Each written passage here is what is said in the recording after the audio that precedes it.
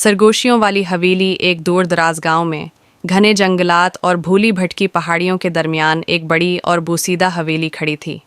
उसके बुलंद व पस्त दीवारों में एक ज़माना कदीम की सरगोशियां छिपी हुई थीं। मकामी लोग उसे काली हवेली कहते थे, एक ऐसा नाम जो खूफ और परासरारियत की गूंज में डूबा हुआ था।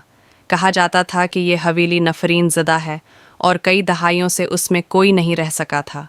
कोई भी इसमें एक हफ्ते से ज़्यादा नहीं ठहरा था।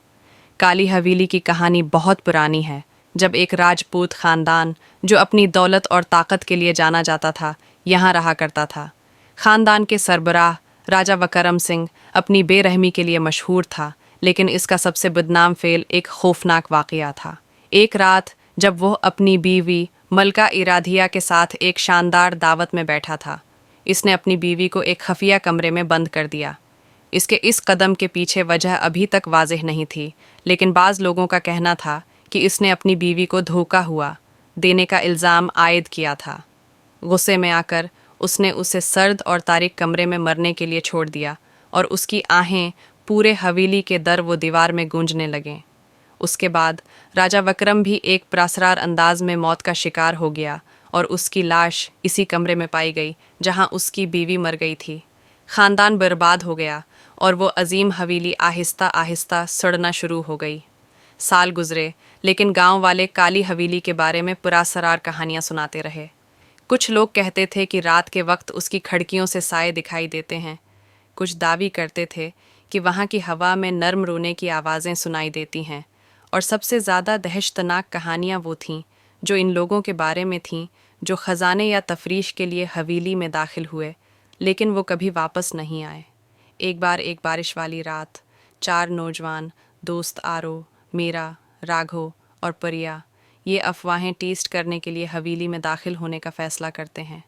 हौसले से भरे हुए वो पहाड़ी के ऊपर चढ़कर इस तारीख हवेली की तरफ बढ़ते हैं, आसमान पर बिजली की कड़क और हवा में खालीपन की शिद्दत से। जब वो अंदर दाखिल हुए तो एक गहरी खौफ की लहर उनके दिलों में उतर आई, मगर फिर भी वो हंसते हुए आगे बढ़ते गए। दरवाज़ा खचाखचाहट के साथ खुला और एक वसीया सनसान हाल जाहिर हुआ।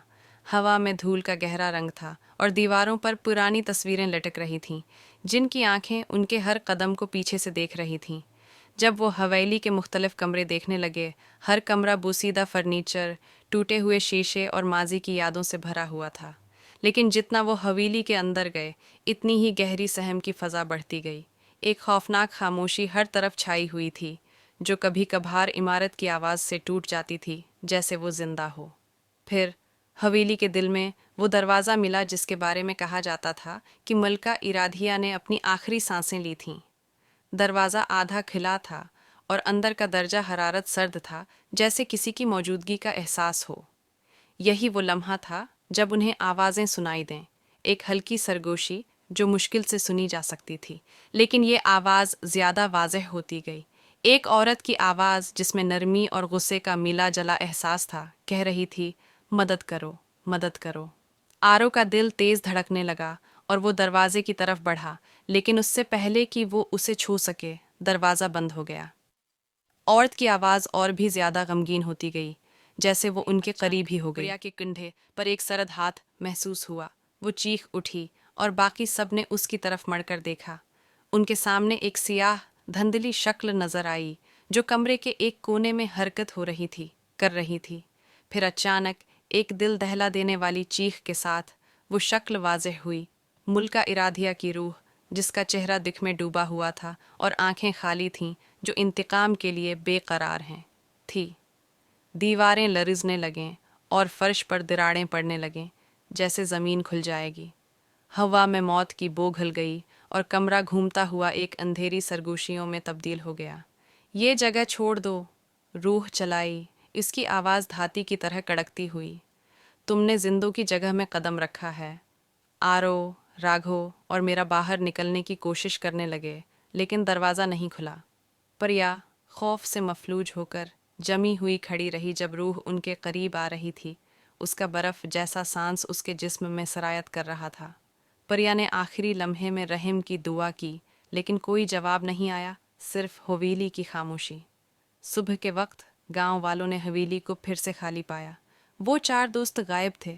ان کی تمام اشیاء اسی طرح پڑی تھیں جیسے وہ اچانک غائب ہو گئے ہوں.